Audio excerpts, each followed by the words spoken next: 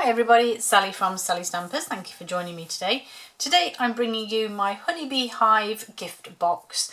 It's a simple box, just two colours, well apart from the white, but it showcases this absolutely beautiful embossing folder. It's called Hive, hence the title, but yeah, I just love it. I just think it is so pretty and so much fun. So I went with quite a basic decoration, to be fair. I did want to add some of the bumblebee trinkets, honeybee trinkets, I'm not sure what they're called now. But then actually I thought, no, I quite like it the way it is. Of course I had to use bumblebee as the cardstock colour. I just thought that just has to be used. And it's teamed up with cinnamon cider.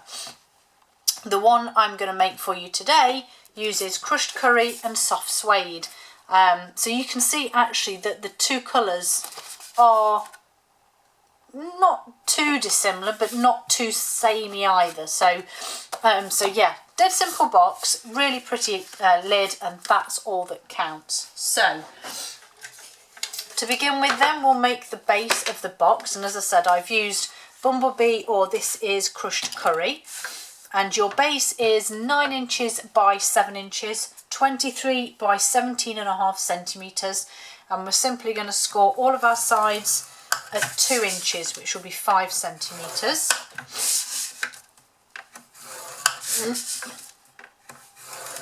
Pop that to one side because I may as well do the lid while I'm here. Don't forget to use a shim. And your lid is 8 by 6 inches, which is 21 by 15.5. And we're going to score all of these sides at 1.5 inches, which will be 4 centimetres. Like I said, don't forget your shim. That's the important part of making your lid. Oh, your lid fit. That was a bit wobbly. Okay, take that away. So back in with the base, fold and burnish all of the score lines, and then we're going to cut those 4 corners. Crikey, you should know that I need a little recording, I think, that says fold and burnish, cut the 4 corners, cut the wedges, because it's just the same thing. Same style. It's just gone really grey and overcast outside, so I'm not sure if it's going to rain or not. At least I'm inside in my craft room. I could think of worse places to be when it's raining, or at any time really. Okay, so that's that bit done. Get our adhesive on those tabs.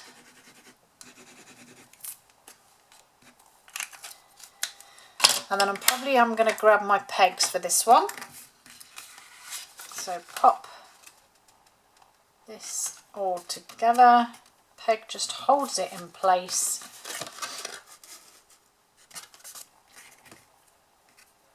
And then just do this side.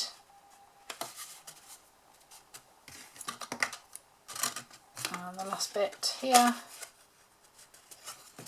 There we go. So that's my base made up. Just going to leave that to dry. Bring in my lid and repeat the process again. Hit play on that tape recording. Fold and burnish your score lines. Cut wedges out of the 4 corners. Okay. Oh, I hear a dog moving about.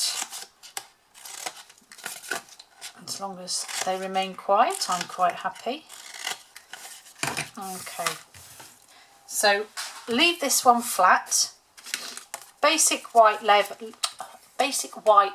and a crushed curry that coordinates with the base. I've cut these both the same size, and I'll explain why in a second. So your basic white is 4 3/4 by 2 3/4, or 12.5 by 7 centimetres. I have, as I said, cut my yellow the same size because it's going to be embossed, and because of how the embossing works, it will shrink just a fraction, not a massive amount, but just a fraction. So this is the 3D embossing folder called Hive. Excuse me. Beautiful, beautiful folder. So my card, now I always spritz with a little bit of water. Simple reason being, it just softens the fibres in the card so that it doesn't rip or tear. So you just need a tiny little spritz. If I leave it for a minute, you'll sort of see where it's sprayed. Pop that into my embossing folder, and then for the big boss and for 3Ds you need just the base and the grey one. So you need number 1 and number 4. Hinge always goes in first. Bring the big boy in. It doesn't really get much use anymore. My little one gets far more use, but and then what's that there? And then this just goes in. So remember, hinge first, and then you just run it through nice and smooth, just like so. Let me get this out of the way, and then take this out, and there you have your fabulous embossed card. And then I'm just going to bring my trimmer in, because I actually want this to measure 4.5 by 2.5, 12 by 6.5 centimetres. So I'm just going to trim that down now to 2.5.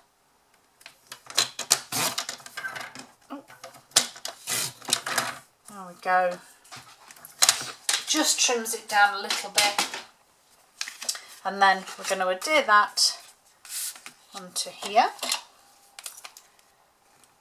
So if I'm using, if I am adhering an embossing piece of card, I do try and get as much adhesive around the edge as I can, because obviously it's been embossed, it's been moved around, and it generally won't lie completely flat.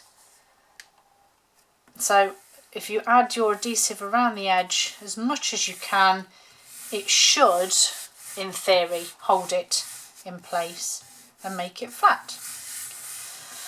So pretty. So that's my layer on now, so I need to decorate. So I have the Bumblebee gingham ribbon. Mine does have a slight flaw in it, I don't know if you can see, just there and there, but to be honest, the time that it's on here and as much as it actually shows, you can't actually see it.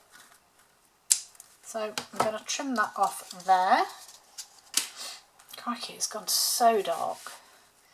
And then I'm going to add a couple of glue dots.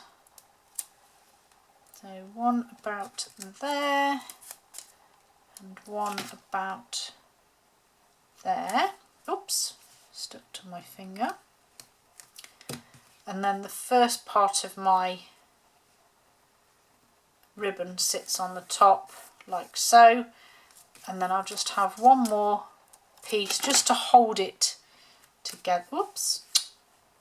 Hold it together. And just fold this over. Make sure my loop is just slightly over, and tuck it there. And then I can just trim these ends like so. So that's my ribbon. I then have some of my crushed curry here. It's actually the piece I used for the shim. I'm just going to give it a wipe. Stampin' Up! Don't sell these anymore. It is a like a dust bag, I guess you'd call it, a static bag. It just gets rid of fingerprints and grease off your hands and stops the embossing powder sticking where you don't want it. So Versamark, You're the Nicest, Honeybee Home.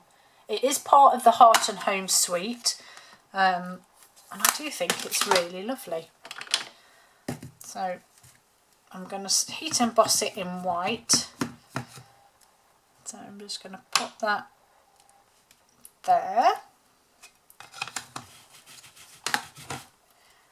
And then bring in my white embossing.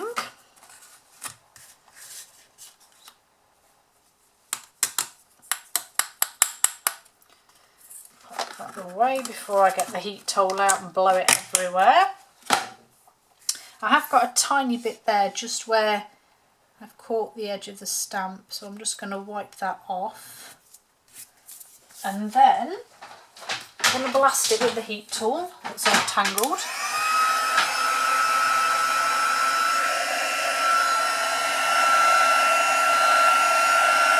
So just heat that up. It doesn't take too long, and you can soon see, if you've not done heat embossing before, you can see how it looks quite powdery. And then once you actually hit it, you can see it change to that nice white colour. Simple as that. And then I'm just going to trim that to there. Get rid of some of this stuff off here because it drives me mad when I have clutter. Sorry, can't work in a mess. Okay, I want to trim this down because I want to run it through the Treasured Tags punch, which I love. Just think they're really pretty. And these are nice sized gaps, so you can go with, and I can never remember, 1/2 inch, 3/4 inch and 1 inch. Now I'm fairly confident I went with the 3/4 for this. It is just trial and error in terms of trimming this down till you get your sentiment in the centre. I've been fortunate there that it's just kind of worked out quite nicely. I don't need all of this at the edge, so I'm just going to trim to there and to about there. And then I'm just going to pop it through here. I think I'm going to go with the same, so it sits nicely in the groove so it doesn't wobble about. And then again the other end, slide it in, keep it in the grooves, and there you have that really pretty effect on your sentiment. So I'm going to stick this on. That's not the that's the base. Let's get that out of the way. Just get rid of these pegs. This is what I need, is my lid. So I'm actually going to stick this on with my Seal Plus because this sticks really well to ribbon. So this will just sit over the top. Now actually that's a bit too long, isn't it? I know. The easiest option here is to actually replace the ribbon. So we'll go with some longer ribbon. So I actually need it to come out just for safety's length. Let's go right the way over there. Quick glue dot. So yes, maybe measure your tag before you cut your ribbon. I'm going to be a pain as well. I'm going to move that glue dot there and actually go that way because that will give me more space then. This will sit better. That's far better over the top. And then I'm just going to trim these down. There we go. Obviously those are my ribbon scissors. Everybody knows not to touch my ribbon scissors in the house. If they want scissors, fine, just don't touch the ribbon scissors. Okay, these 3 darling little bees here, I've stamped them all, and I was going to do these ahead of time, but I ran out of time, would you believe? So my 3 bees and some memento. And I literally just stamped them all on this little strip that again I had for my shim. So it's had multiple uses now. It's a bit wet. And then Honeybee Balloons dies, which again are coordinated, and those are the 3 dies that I need. And then I'm just going to grab my mini, because this will work quite well. You can make your box lid up now if you want. I generally wait until I've stuck everything on, so I know I'm not pressing on it. So I'm going to try and be brave, stupid, I don't know. Let's see. I'm going to try and cut them all out at the same time just to save time. So we'll see how that works.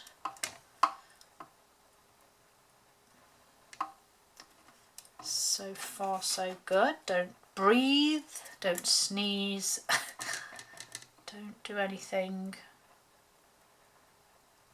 Okay, pop the lid on. Yes, look at that. Run it through. Oh, crumbs. There we go. At least that saved a fraction of time, didn't it, doing them all together.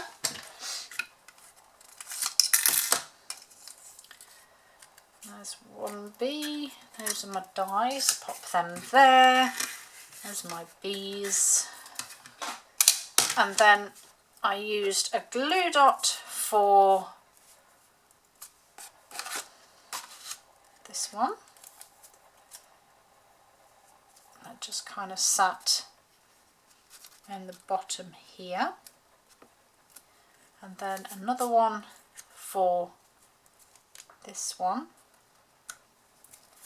And then I actually used a dimensional for the large, fully sized one. Whoops, I nearly put him on upside down then. He just sits there. And of course, you can't go wrong without a little bit of a wink of Stella on the wings. So I've just added a bit there. I think, if I remember as well, this bee actually had all of the Stella. Do you know what? They're all going to get it. Why not have sparkly bees? There we go. Hopefully you can see them sparkling. It just adds a bit to them, I think, bit of fun, and I always have to add a bit of bling somewhere, don't I? Then let's just make this box up and yet again see which is my favourite colour. I really don't know. Actually, at this point, I genuinely don't know.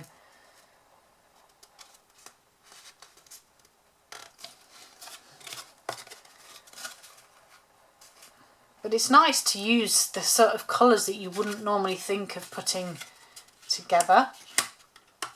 I mean, I very rarely use soft suede. It's not my go-to colour. But actually, oh, fits like a glove. How wonderful is that? There they are. How pretty are they? I love these boxes, I really do. Oh, I don't know. I truly don't know which is my favourite.